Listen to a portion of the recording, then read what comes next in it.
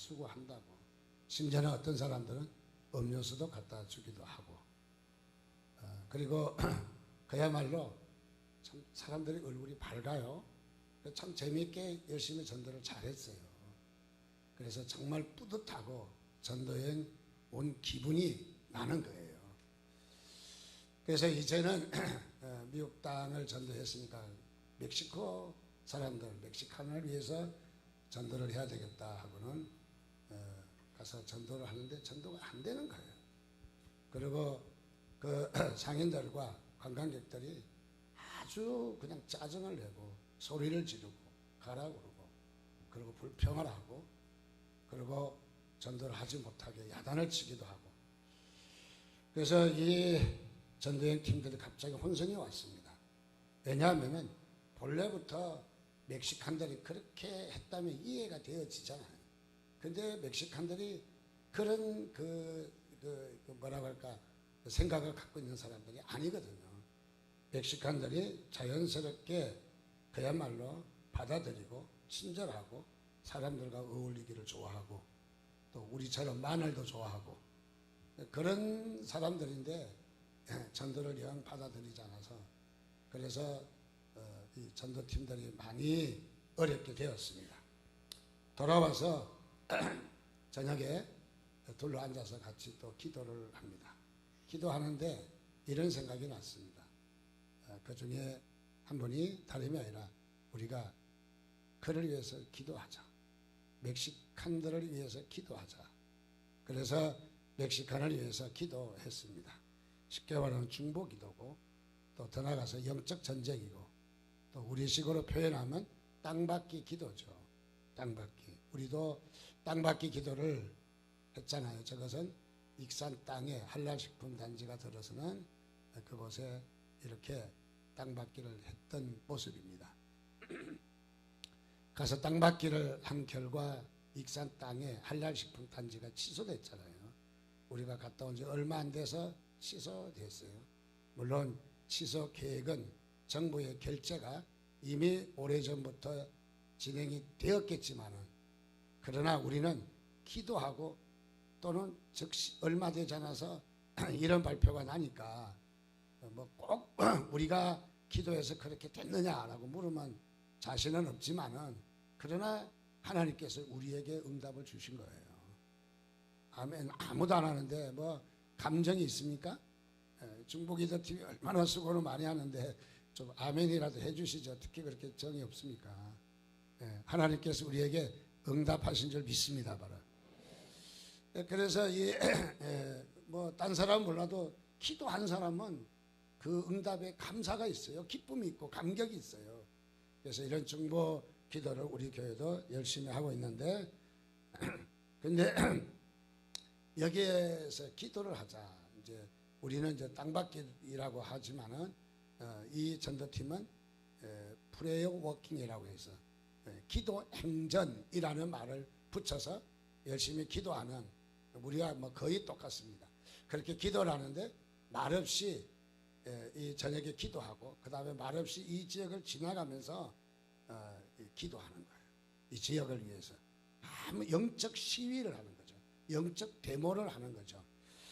그러면서 이 여기에 기도하기를, 악한 영들이, 이 멕시코 사람들을 붙들고 있는 이 악한 영들이, 또 전도를 방해하는 악한 영들이 주 예수 그리스도의 이름으로 명하노니 떠나갈지어다 하고 그렇게 기도를 열중해서 했습니다.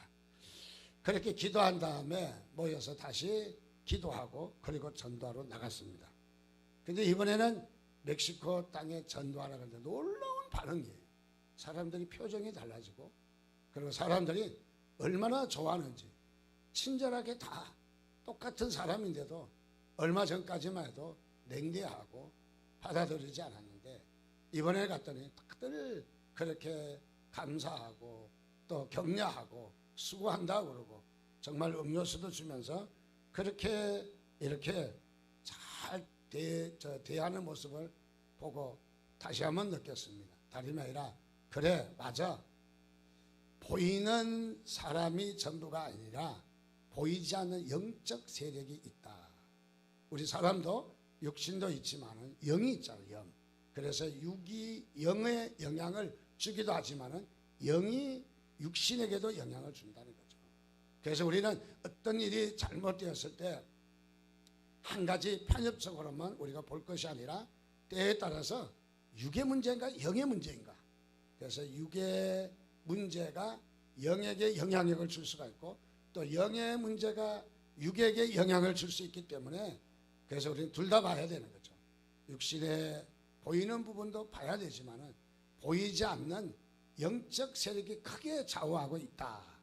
그래서 이런 영적 이 보이지 않는 세력을 강하게 묶고 이 영향력을 그야말로 더 이상 행세할 수 없도록 주 예수 그리스도 이름으로 그들을 묶어버리는, 제한시켜버리는 이런 기도가 필요한 것이죠.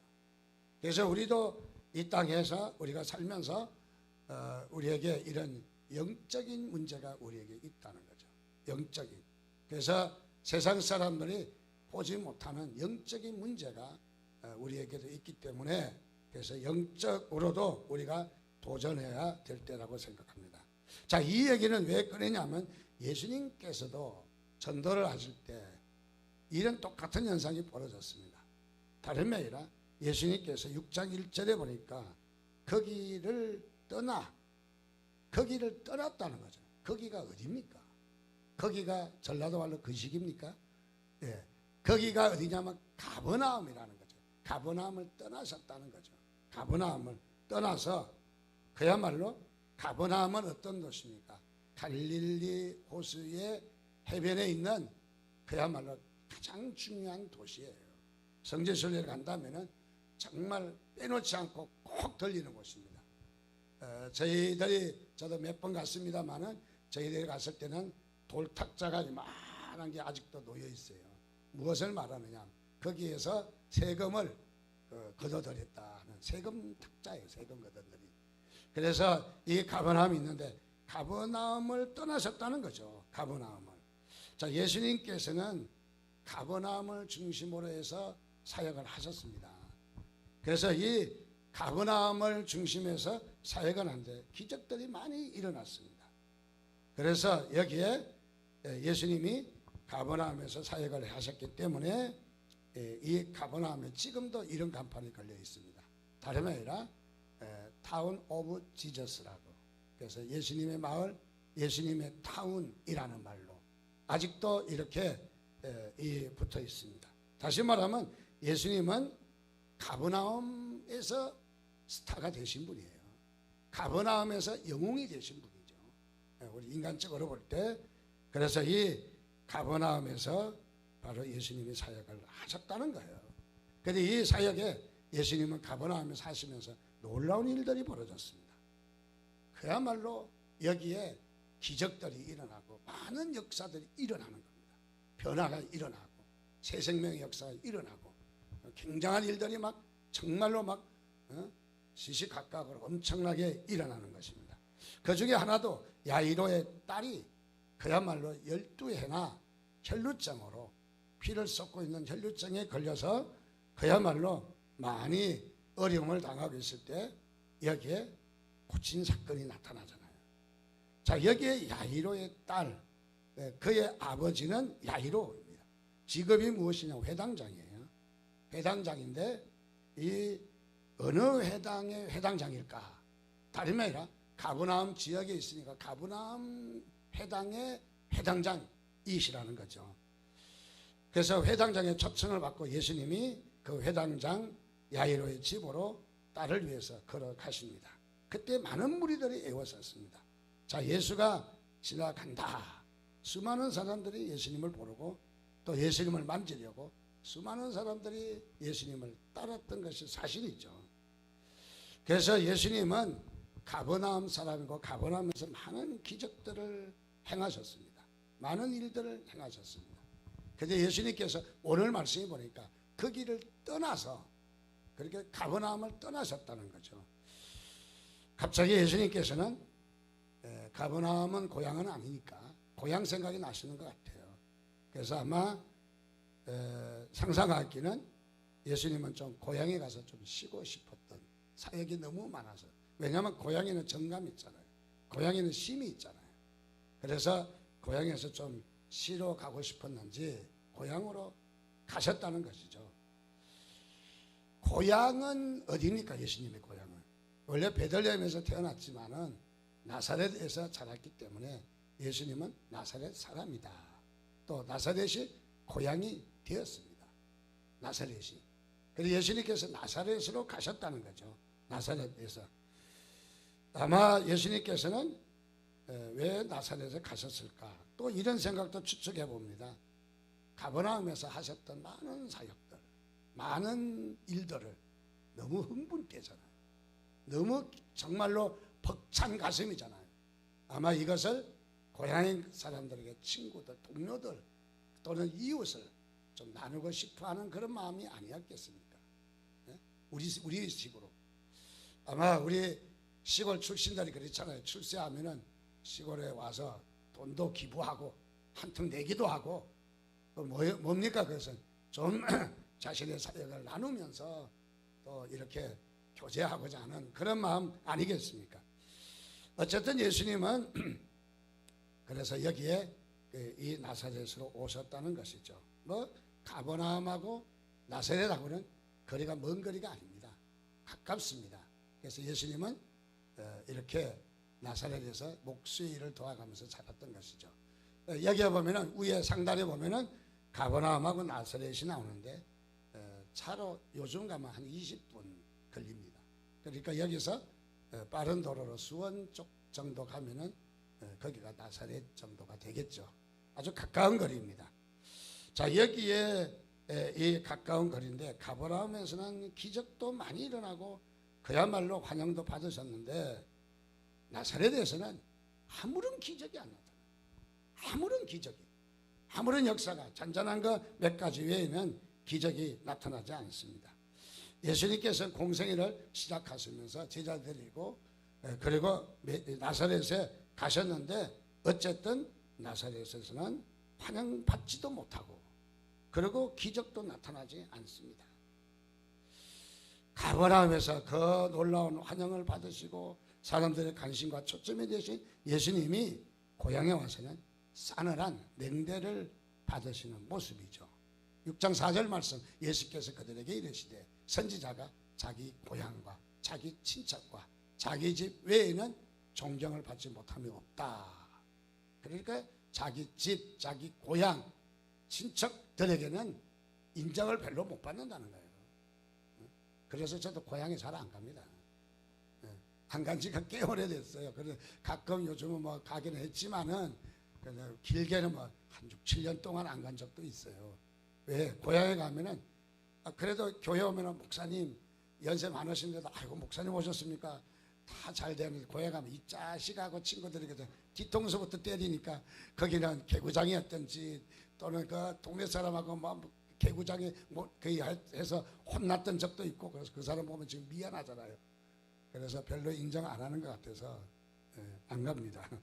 아마 예수님도 어쨌든 이 고향에를 기적이 나타나지 않는 것입니다. 그래서 예수님은 여기에서 기적을 행하시지 아니했다. 6장 5절 말씀 보니까 거기서는 아무 권능도 행하실 수 없었다고 합니다. 아무 권능도 행하실 수 없다. 여기에 말씀을 보니까 권능을 행하실 수 없는 이유가 예수님 자신이 아니고 바로 이 나사렛 땅이라는 거죠. 나사렛이라는 거죠. 그래서 행하실 수 없다는 바로 이런 표현을 쓴 것을 볼 수가 있습니다. 나사렛에 살고 있던 사람들은 손해본 것이죠. 주님의 은혜를 경험하지 못했고 주님의 구원을 경험하지 못하고 주님의 영광을 목격하지 못하고 주님의 위대한 능력을 체험할 기회를 잊어버린 것이죠. 그래서 주님이 오셨음에도 불구하고 주님을 통해서 나타나야 할 은혜와 사랑과 기적의 기회를 상실하고 말았습니다. 나사렛에서. 왜 그랬을까요? 왜 나사렛에서는 기적이 나타나지 않을까요? 오늘 우리 비슷한 상황을 우리가 한번 생각해 볼 수 있습니다. 다름이 아니라 우리에게는 왜 이런 일들이 일어나지 아니할까? 내 이웃은 은혜도 많이 받는데 삶도 편하고 또 기적도 많이 체험하는데 하나님의 사랑과 능력을 경험하는데 왜 나에게는 이런 기적이 없을까? 우리 집에는 이런 기적이 왜 나타나지 않을까?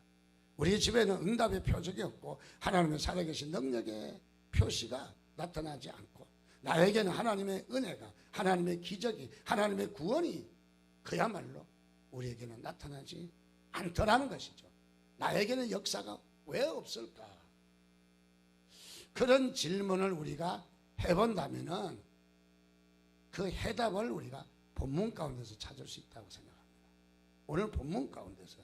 그러면 나사렛에서 기적을 행하시지 않는 이유를 세 가지를 한번 말씀을 나누려고 생각합니다.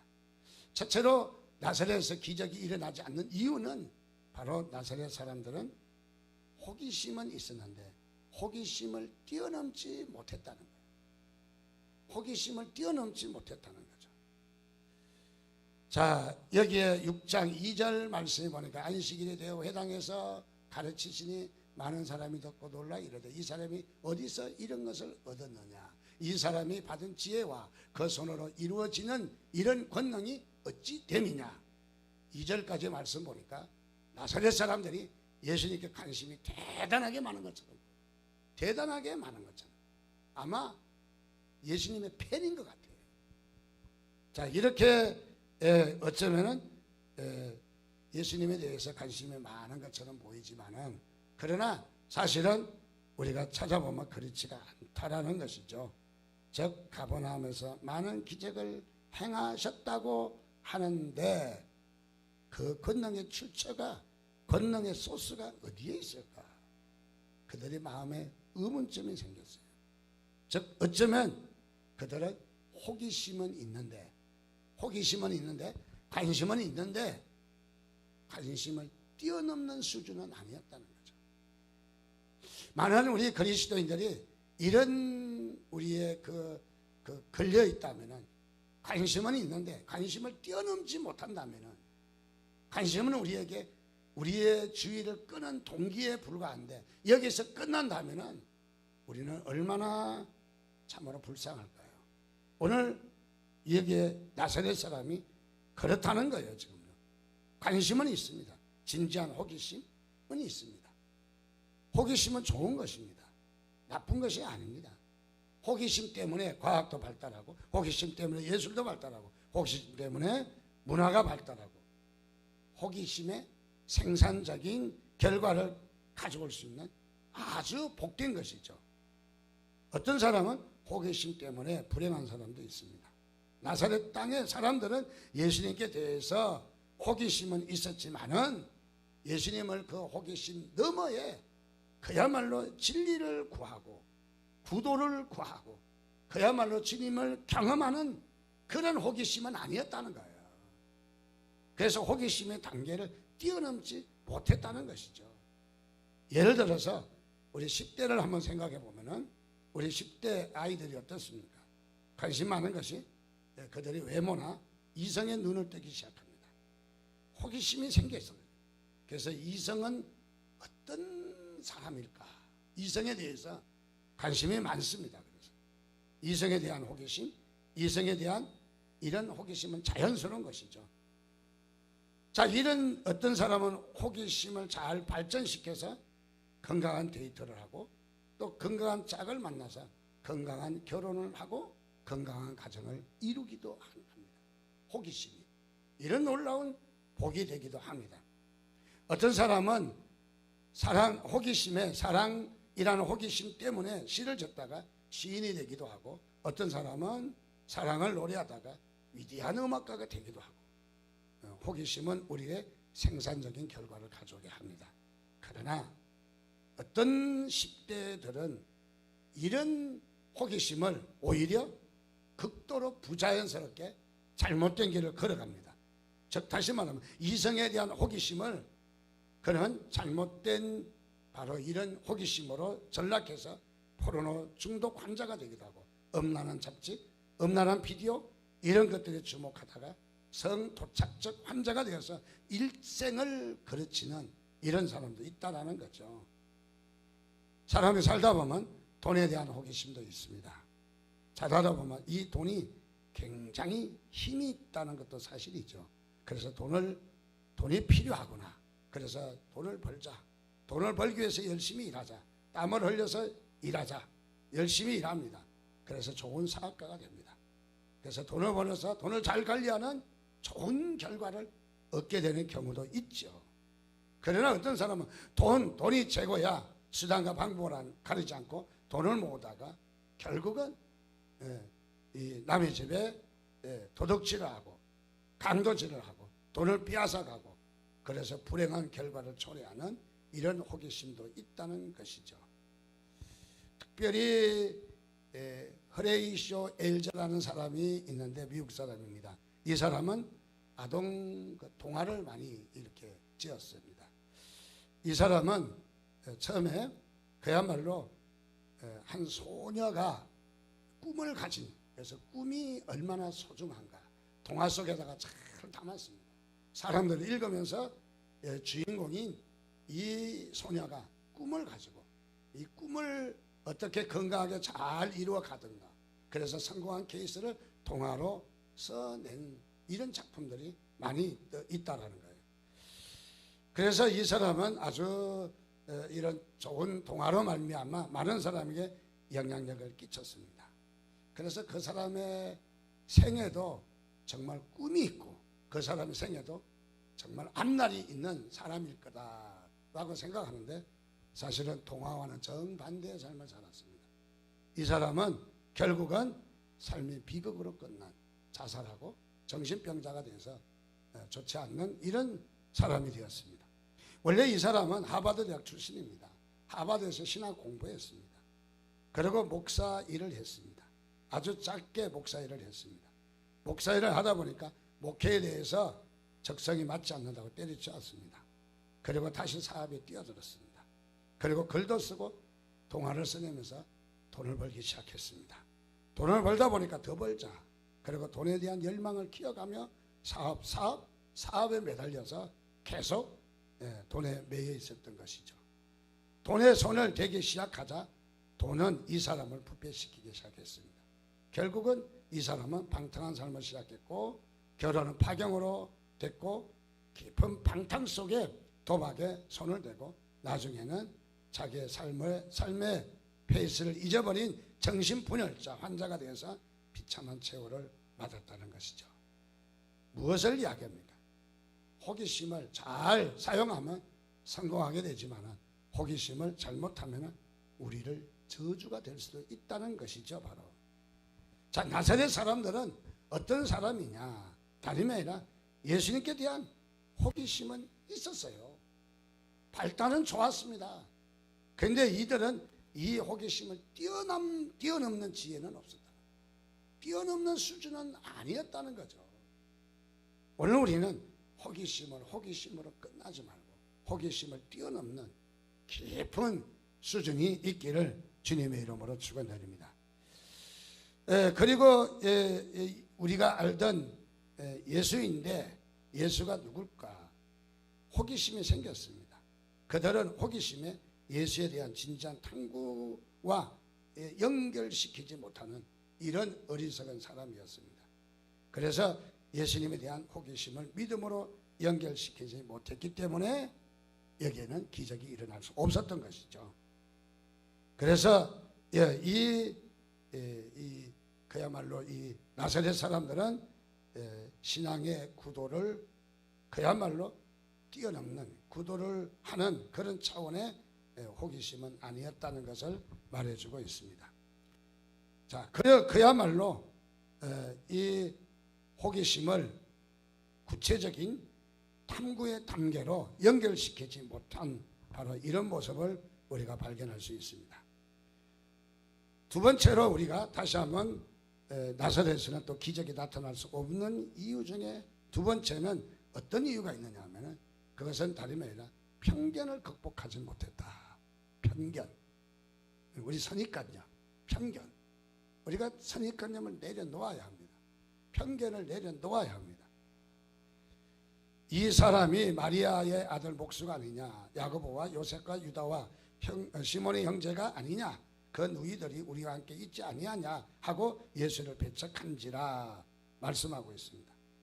나사렛 사람들이 바로 이 예수에 대해서 가버나움에서 놀라운 기적을 일으켰다고 그러니까 3절에 와서 이렇게 말하는 거죠. 마리아의 아들 목수가 아니냐. 여기에 대체적으로 말을 한다면은 요셉의 아들 목수가 아니냐 이렇게 말해야 맞아요. 근데 여기에 왜 여성 어머니를 들어서 여기에 마리아의 아들 목수가 아니냐라고 한 말은 어떤 의미가 있을까요? 쉽게 말하면은 여기는 이 편견을 가지고 있는 것이죠. 홀 어머니의 밑에서 자란 자식, 자라면 뭘 잘하겠어. 우리의 사회, 전통적인 사회도 이런 편견이 있었잖아요. 아주 좋지 않는 편견이죠.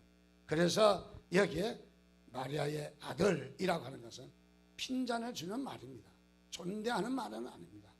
그리고 여기에 목수라고 하는 것은 목수가 뭐 그렇게 나쁜 직업은 아니지만은 그러나 목수는 또 그렇다고 뭐 자랑거리가 될 만한 그런 직업도 아니에요. 그러니까 여기서 마리아의 아들 목수가 아니냐 하는 말은 여기는 그야말로 그들의 마음속에 예수에 대해서 경멸하는, 좀 무시하는, 좀 밑에 깔아버리는 그런 마음이 있다는 것이죠. 그런 마음이 편견을 가지고 있었다는 거죠. 편견을. 우리가 편견이 대체적으로 들어오는 이유가 두 가지가 있는데, 첫째는 무지에서 편견을 하게 돼요. 무지에서. 아니 나는 몰라. 나는 그러면서 자신의 편견을 가지고 있을 수 있다는 거죠. 또 하나는 너무 잘 알아서, 너무 잘 아니까 편견을 가질 수가 있어요. 그 사람에 대해서 이야기하면 내가 잘 알아. 예수님께서 가버나움에서 기적을 일으키고 굉장한 역사가 일어났다고 하니까 그 마리아의 아들 목수 잘 알아. 그 동생 있잖아. 그 내 동생하고 친구야. 그러면서 또 우리 옆집에 살았어. 아마 이렇게 말했는지는 모르겠어요. 저의 유추입니다. 이해하고 들으십시오. 예수? 우리 우집에 살았잖아. 근데 뻔하 잘 알잖아. 그가 마리아와 요셉이 처녀 총각 때 만나가지고 어떤 스캔들이 일어나서 처녀 때 아이 가졌다니까. 사생활하니까. 그리고 우리가 잘 알잖아. 동생들도 다 있잖아. 여기에 다 우리 뭐 이렇게 같이 있잖아. 그러면서 예수님에 대해서 편견을 가지고 있는 거예요. 편견. 자, 이들은 뭐냐면 기적이 나타나지 않는 이유가 어디에 있느냐면 그들의 편견에 사로잡혀 있기 때문에 기적이 나타나지 않았다는 거예요. 그렇습니다. 어떤 분은 저는 목회하면서 이런 사람을 만날 때 제일 안타깝고 가슴을 치면서 울고 싶고 정말 어떨 때는 왜 내가 목회를 했던가 그런 마음이 들 때도 있어요. 어떤 사람이냐면 교회도 열심히 나옵니다. 예배도 열심히 참석합니다. 세월도 오래 지났습니다. 10년, 20년 지났습니다. 그래서 이쯤 돼서 교회 역사와 전통에 아주 한자리 하는 사람이 됐죠. 시간이 흘러가니까 교회에서 직분도 주고 오늘도 재직회 참석하라고 재직도 되고 그렇게 해서 이렇게 해서 성장을 하고 이렇게 해서 교회에 있는데 근데 시간이 가면서 가만히 앉아서 대화를 해보니까 예수님에 대한 고백이 없어요. 고백이 없어. 그리고 신앙에 대한 감동이 없어. 감동. 그리고 감격이 없어. 하나님의 은혜에 대한 설레이는 고백과 간정도 없어.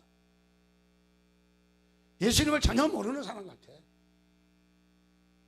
이런 사람 만날 때마다 억장이 무너지는 것 같아.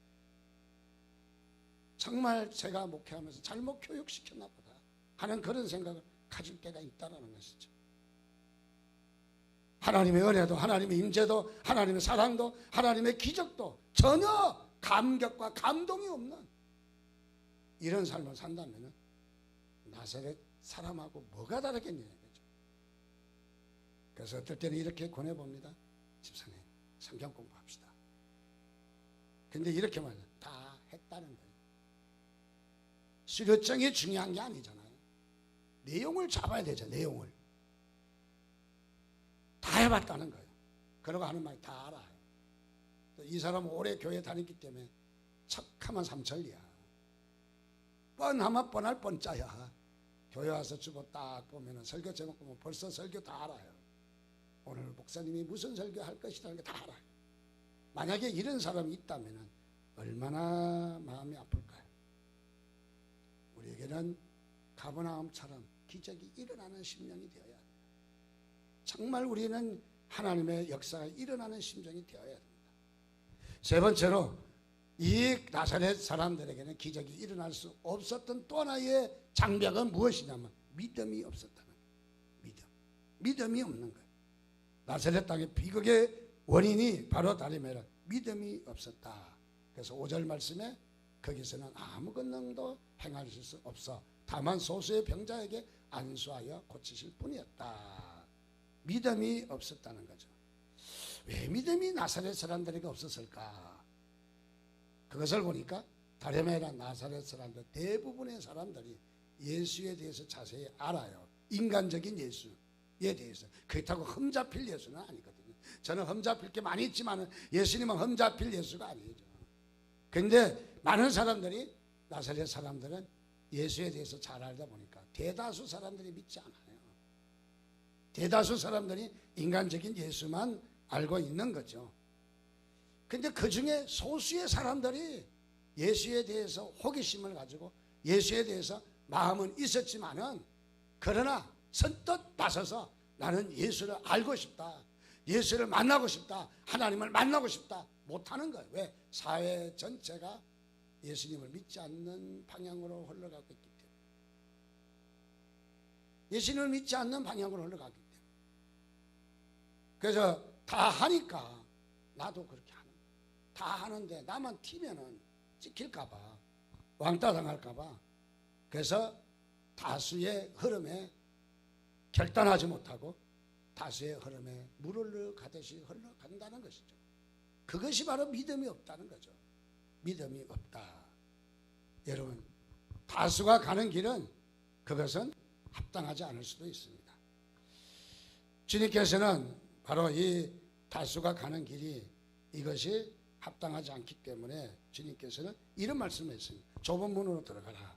멸망으로 인도하는 문은 그 길이 넓고 거리로 들어가는 사람이 많지만은 생명으로 인도하는 문은 좁고 길이 협착하여 찾는 사람이 적다. 저는 무조건 좁은 길을 가라라는 말은 아닙니다. 그것은 무엇이냐면 진리를 선택할 바로 이 좁은 길, 소수의 길을 가라 이 말입니다. 진리를 선택할.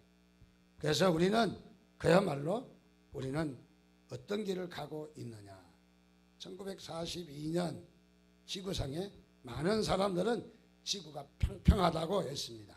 그러나 콜럼버스는 그렇게 말하지 않았습니다. 둥글다는 거예요. 그래서 자신의 이론을 입증하기 위해서 배를 타고 항해를 합니다. 대부분 사람들이 틀린 거 아닙니까? 그런데 많은 사람들이 지구가 평평하다고 다 이야기했어요. 1910년 갈릴레오는 지구가 움직인다고 생각했습니다. 지구가 가만히 있는 것이 아니라 움직인다. 그래서 지동설을 주장했습니다.